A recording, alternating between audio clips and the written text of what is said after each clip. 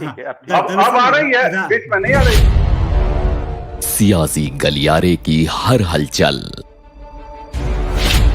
बात पटना से दिल्ली तक,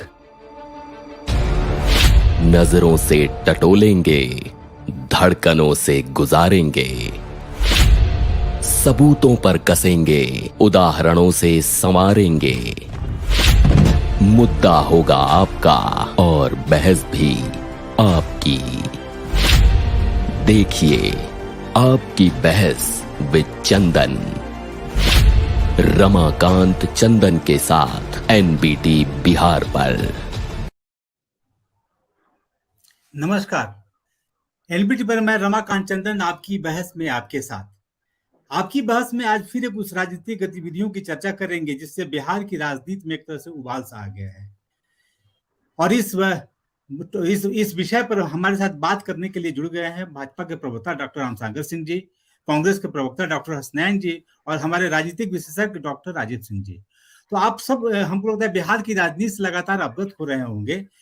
जिस विपक्षी एकता की मुहिम की शुरुआत बिहार से हुई, कहीं न कहीं उसकी ताकत जो मिल रही थी वो इस बात से मिल रही थी कि राजद और जदयू का मर्जर होगा तो पिछड़े के वोट बैंक में बंटवारा नहीं होगा। एक बड़ी ताकत के साथ वो जब देश के अन्य राज्यों में जाएगी तो उसे उसको तवज्जो मिलेगा। लेकिन जिस आधार वोट को जमा होने की बात हम लोग कर रहे थे और जिसे भाजपा भी बड़ी करीबी से देख रही थी, आज अचानक नीतीश कुमार जी द्वारा उस मर्जर पर विराम लगा देने से कई सवाल उठ गए हैं। यह सवाल ये इसलिए उठ रहा है, क्या अब विपक्षी एकता के लिए इन दोनों का मर्जर जरूरी नहीं है? क्या पिछड़े वोट को बंटवारा से रोकने के लिए इस मर्जर की जरूरत नहीं है? या फिर नरेंद्र मोदी जी के खिलाफ कोई एक नया स्ट्रेटजी ये अपना रहे हैं, उसके संकेत हैं? बहरहाल ऐसे कई सवाल जो हैं नीतीश कुमार जी के कल के फैसले ने राजनीतिक गलियारों में छोड़ दिए हैं। हम उन पर चर्चा करेंगे और सबसे पहले मैं बात करूंगा डॉक्टर रामसागर जी से। इस मर्जर पर विराम क्यों लग गया रामसागर जी? असल चंदन जी, ये मर्जर पर आप जब इनका पीछे का इतिहास देखेंगे ना, तो जब ये ताकतवर थे तब ये दूसरे को अपने दल में मिलाते थे। देखे होंगे कि कांग्रेस के बड़े बड़े योद्धा को अपने दल में मिलाए। श्याम सुंदर सिंह धीरज को अपने दल में मिलाए थे, वो कांग्रेस के युवा कांग्रेस के लंबे समय तक अध्यक्ष रहे। कृष्णा शाही को अपने दल में मिलाए थे, प्रेमचंद मिश्रा को मिलाए थे और अशोक चौधरी जी जो अध्यक्ष थे हाल के दिनों में, तो अशोक चौधरी जी को भी मिलाए। तो ये पहले जब मजबूत थे तब अपने दल में मिलाया करते थे। अब ये काफी कमजोर हो गए हैं तो इनकी मजबूरी हो गई है दूसरे में विलय करने का। नहीं विलय करेंगे तो ये विलीन हो जाएंगे। ये बात नीतीश कुमार अच्छी तरह से समझ रहे हैं, लेकिन अभी जो तत्काल उस पर विराम लगाए हैं उसका बहुत बड़ा कारण यह है कि इनके पार्टी के अंदर, महागठबंधन के अंदर महाभारत मच गया। जो जदयू के उपेंद्र कुशवाहा जो संसदीय बोर्ड के अध्यक्ष हैं, वो तो खुलेआम विद्रोह कर दिए थे। अनेकों सांसद, विधायक और विधान पार्षद सहित इनके जो समर्थक, जो सामाजिक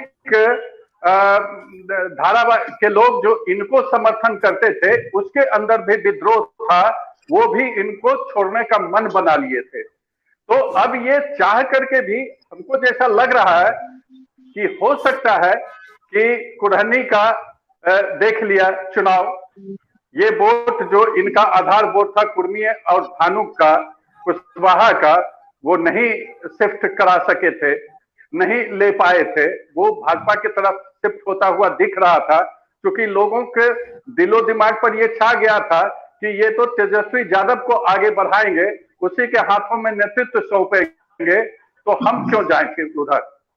तो इस बात की वजह से इनका वोट भाजपा की तरफ शिफ्ट कर रहा था, आधार वोट। तो हो सकता है कि राजद के लोग ही कहे होंगे कि अभी आप इसको स्थगित कीजिए, वरना आप अकेले तो आ जाइएगा लेकिन आपका वोट आएगा नहीं। ये अंदरूनी बात हो सकती है। तो ये मानिए कि अभी ये विराम लगा है, अर्ध विराम लगा है। ये पूर्ण विराम नहीं लगा है, ये तात्कालिक रोक है।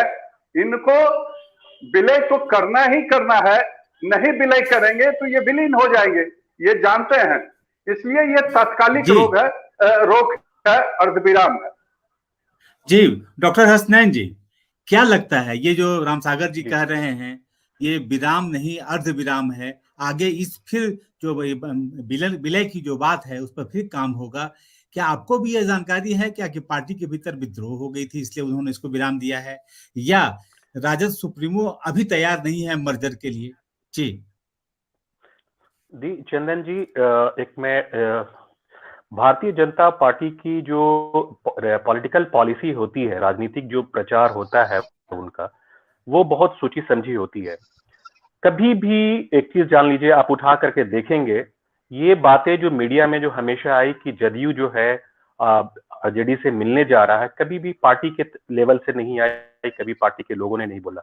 सबसे पहले सुशील कुमार मोदी जी ने बोला, आरसीपी सिंह जैसे व्यक्ति जो इसमें थे उन्होंने बोला, ये बातें शुरू की, गिरिराज सिंह जी ने बोला, विजय कुमार सिन्हा जी ने बोला, लेकिन कभी भी पार्टी से भी नहीं। और ये मीडिया में आकर के बहुत ज्यादा हाइप क्रिएट किया गया कि अब जदयू का विलय जो है आरजेडी में हो जाएगा, लेकिन कभी इस तरह का नहीं। देखिए असल क्या है इसमें, तो ये इस तरह की बातें शुरू करते हैं।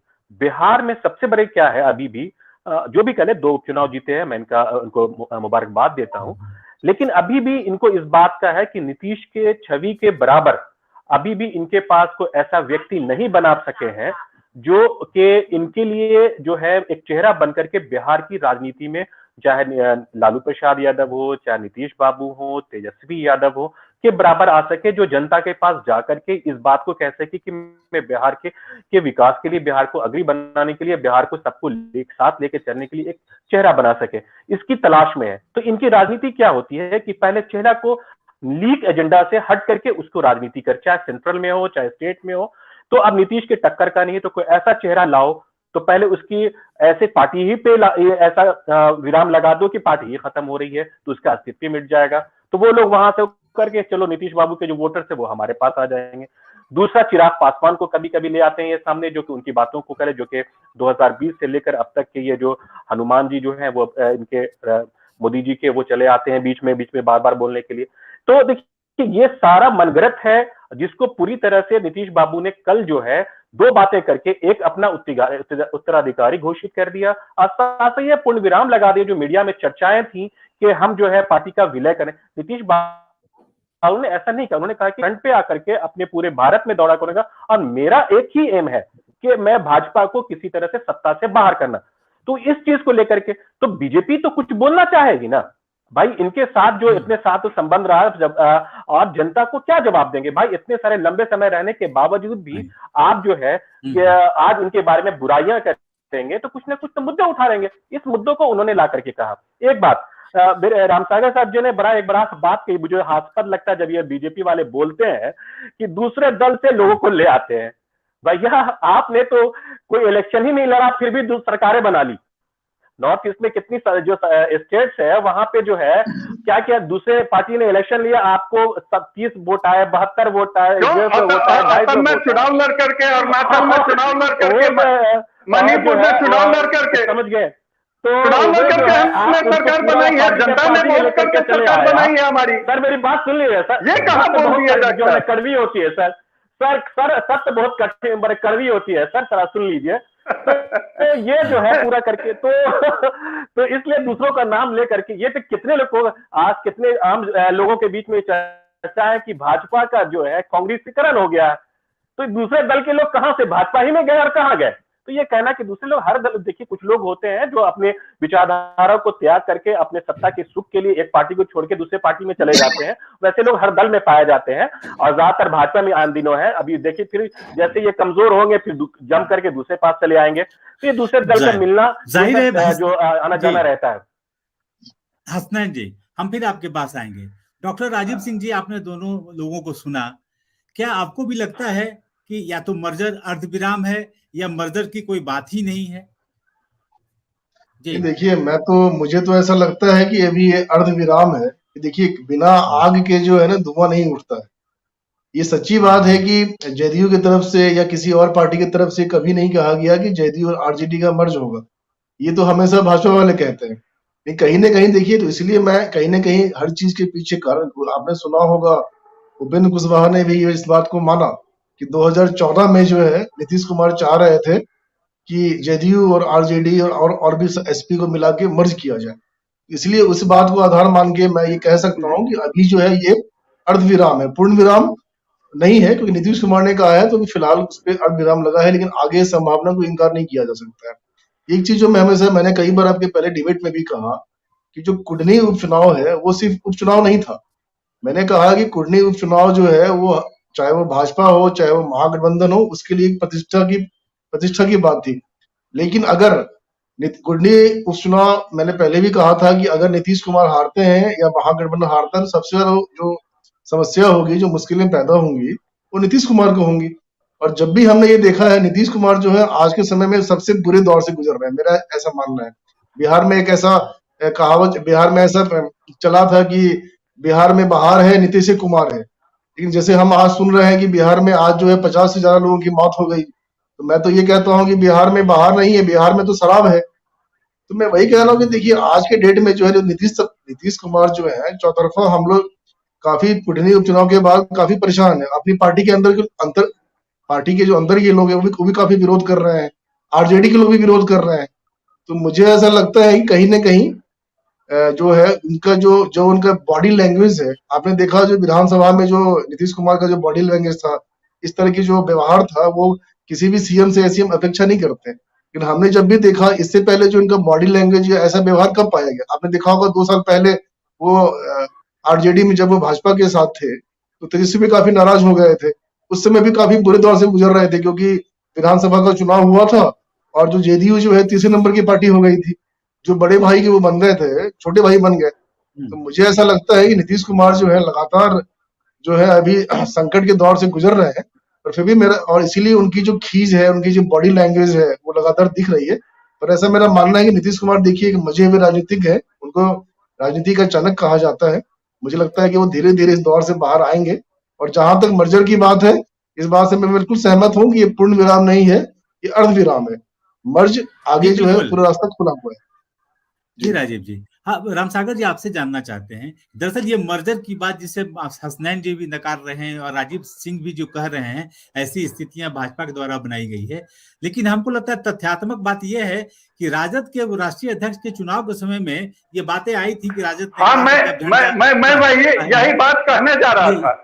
जी जी जी, तो राजद का झंडा भी बदल जाएगा, चुनाव चिन्ह भी बदल जाएगा, तो वहां से मर्जर की बात उतरी। लेकिन मेरा सवाल आपसे ये है रामसागर जी कि अगर ये मर्जर नहीं होता है तो फिर ये विपक्षी एकता की मुहिम को जो बड़ा ऑरा लेके जाने वाले थे वो ऑरा तो कम हो जाएगा। तो क्या विपक्षी एकता की मुहिम में कुछ दरार नहीं पड़ेगा क्या? क्योंकि आपके पास शक्ति है तभी तो किसी अपने से कम शक्तिशाली लोग को जुटाएंगे, और आप में शक्ति ही नहीं है तो बड़े शक्ति वाले को कैसे जुटाएंगे? और उसका एक रास्ता था मर्जर, जिस पर कल विराम लगा है या अर्ध विराम लगा है। जी रामसागर जी। चंदन जी, मैं जो हमारे पार्टी के ऊपर जो आरोप लग रहा है कि वहां से ये शुरुआत हुई थी, तो भाजपा की तरफ से कोई शुरुआत नहीं हुई थी। ये उपेंद्र कुशवाहा ने तो ये कहा कि 14 में ये कोशिश किया गया था, जिसमें मुलायम सिंह यादव को भी साथ लाने की बात थी, देवगौड़ा साहब को भी लाने की बात थी, चौटाला साहब की पार्टी को भी लाने की बात थी। जो 89 में उस समय तो रामविलास पासवान की भी पार्टी एक साथ थे, जो जदयू था, उस स्वरूप को फिर से ये लोग चाह रहे थे कि बहाल कर लें। तो ये तो 14 की बात हो गई। अभी जो इधर तत्कालिक कारण बना, तो जिस दिन इन लोगों का राष्ट्रीय कार्यकारिणी राजद का हो रहा था और जैसे इनका झंडा और सिंबल बदलने की बात आई, तो वैसे ही राजद के सूत्रों ने मुझे खबर किया कि डॉक्टर साहब अब राजद से का सिंबल और झंडा बदला जा रहा है। तो जदयू और ये मिल करके और पार्टियां भी, दूसरे प्रदेशों की पार्टियां भी मिल करके और पुराना जदयू का स्वरूप जो समाजवादियों का एक था, उसको सरवाइव करने का ये लोग कोशिश करेंगे, जनता दल बनाने का कोशिश करेंगे। और उसका लालू जी और ये दोनों मिलकर के कोशिश भी किए। ये अन्य जगहों पर बात भी की है, जाकर के चौटाला जी के यहाँ भी बात हुई, देवगौड़ा साहब के यहाँ भी बात हुई, लेकिन बात जब नहीं बनी है तब फिर इस पर अर्धविराम अभी लगा है।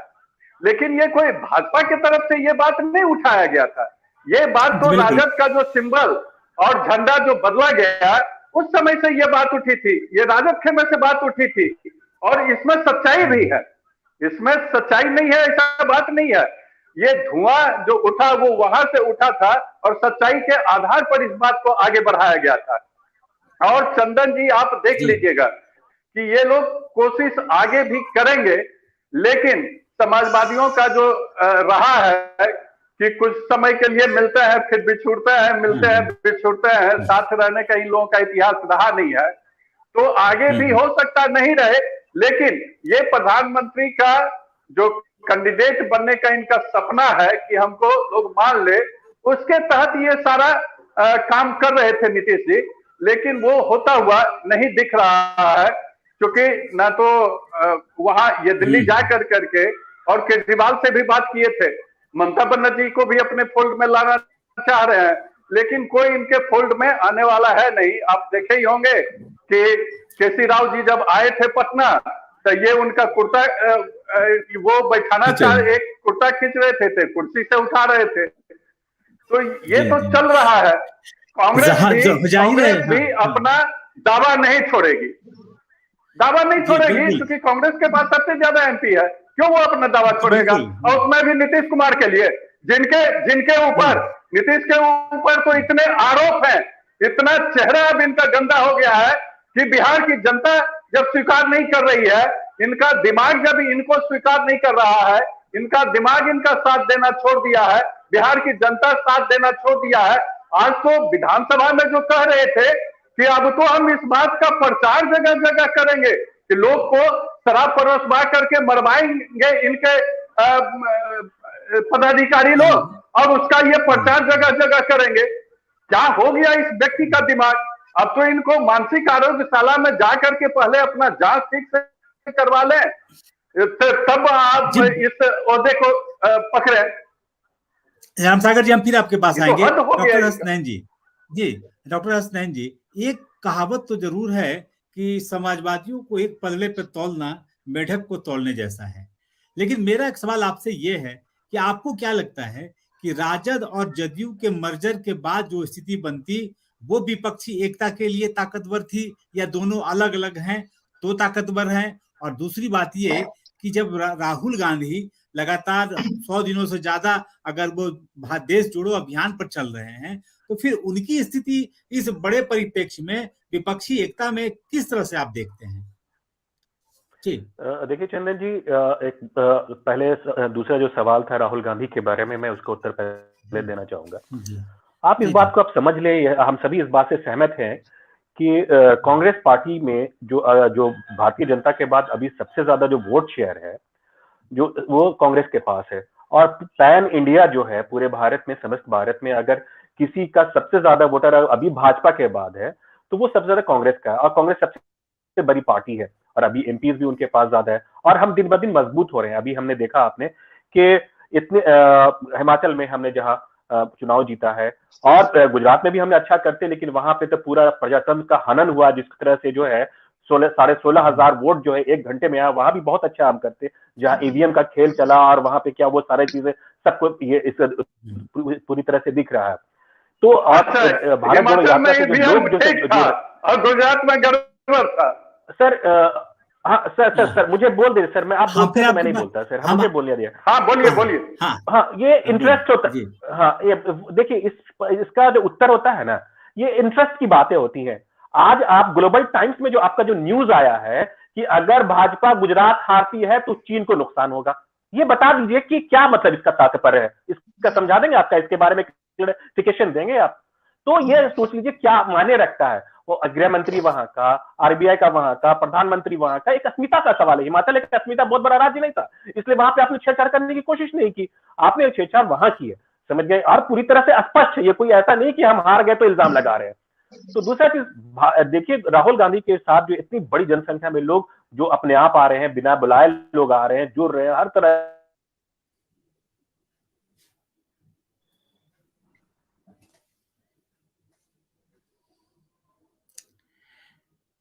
लगता है हसनैन जी का वो ये जुड़ रहे हैं। जी जी। हाँ हाँ, हाँ तो ये जुड़ रहे हैं सब लोग, तो ये इससे तो पूरा लग रहा है कि पूरी से कांग्रेस पहले से बहुत मजबूत हो रही है, और हम जाहिर है कि हम पूरे भारत में एक अच्छा मुकाबला करने की स्थिति में रहेंगे भाजपा के साथ।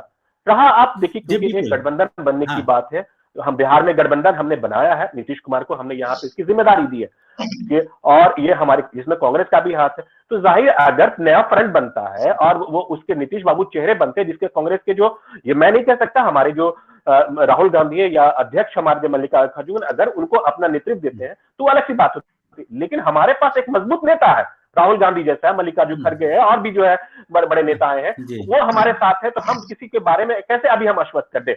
लेकिन देखिए, वोट में, राजनीति में हम सभी को पता है, नंबर का खेल, आंकड़ों का खेल होता है, आंकड़ा हमारा ज्यादा जिसका होगा उस वक्त उस तरह की बातें होती है।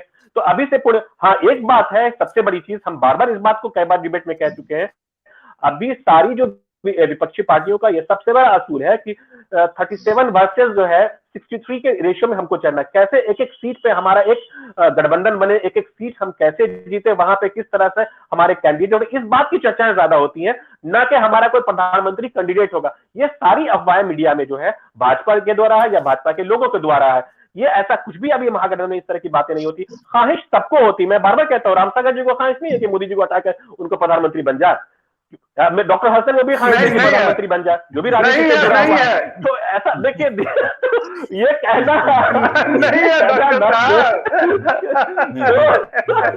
सबको ख्वाहिश होती है, होना ही चाहिए। भारत माता में जहां जन्मे हैं और मुझे मौका मिले सेवा करने का, तो हम तन मन धन से हम करेंगे, तो सबको होना चाहिए, ये मेरा सबसे बड़ा विश्वास है।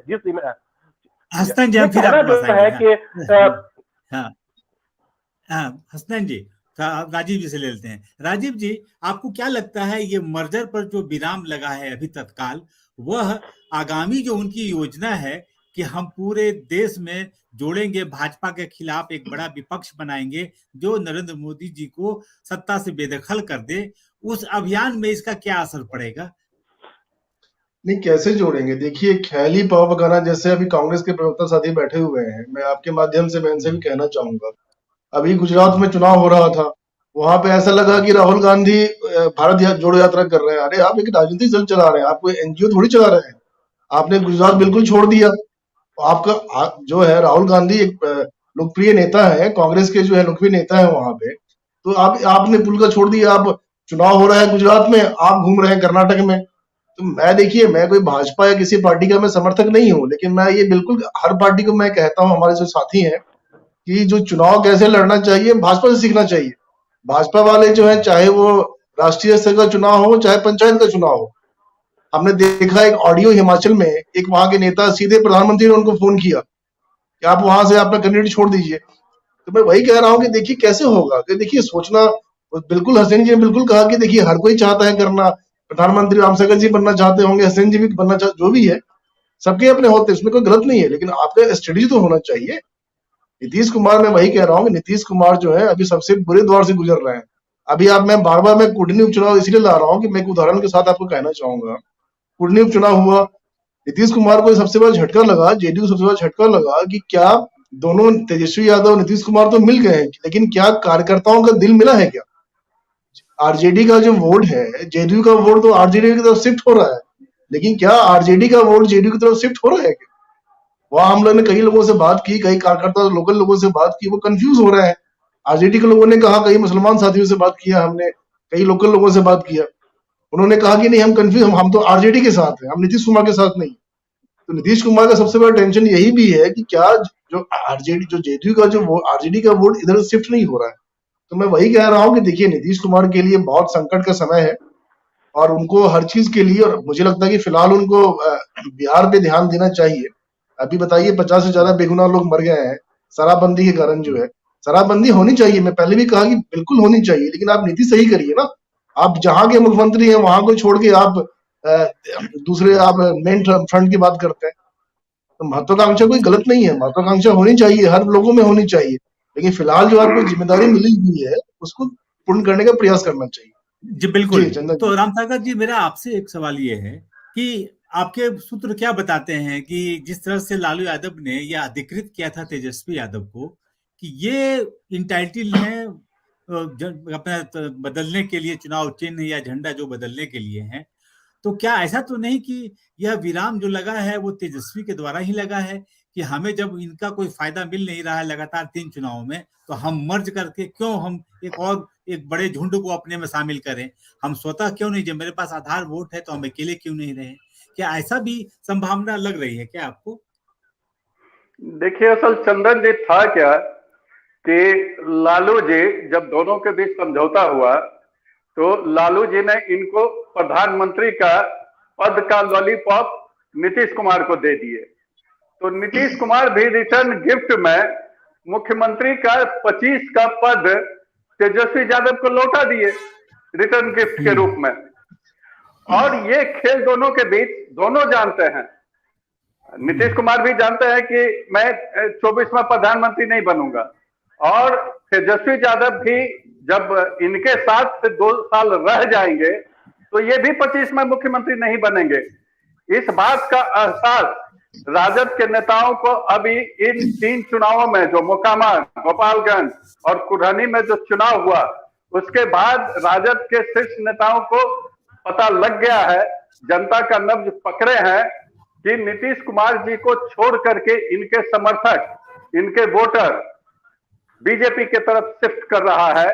अगर अभी जल्दी करेंगे तो फिर वोटर से हाथ धो लेना पड़ेगा, इनके समर्थकों से सिर्फ नीतीश कुमार साथ आ जाएंगे और कुछ नेता आ जाएंगे, लेकिन इनका वोट मेरे साथ नहीं आएगा।